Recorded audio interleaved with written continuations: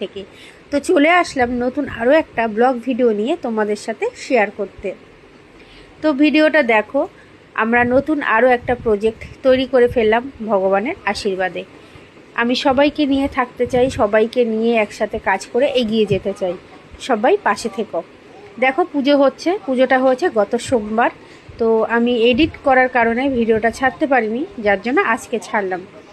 তো দেখো এখানে কি মেশিন বসানো আছে, নিশ্চয়ই দেখে বুঝতে পারছো। এটা হচ্ছে শালপাতার মেশিন। এখানে জুতো হবে, তারপর ফুচকার বাটি, এগুলো নানা রকমের জিনিস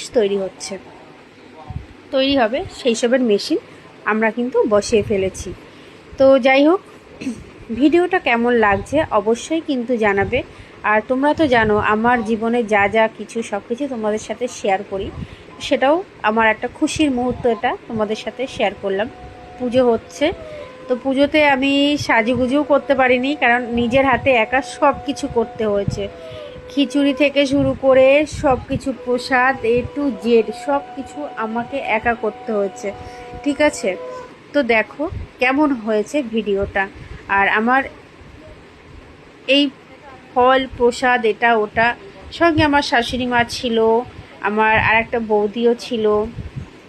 এরাও হেল্প করেছে, এমন নয় হেল্প করেনি, আমি একাও তো পেরে উঠতে পারিনি। বাট যেটুকু করেছি নিজের মন থেকে করেছি। তো ভিডিওটা কেমন লাগলো অবশ্যই তোমরা কিন্তু জানাবে।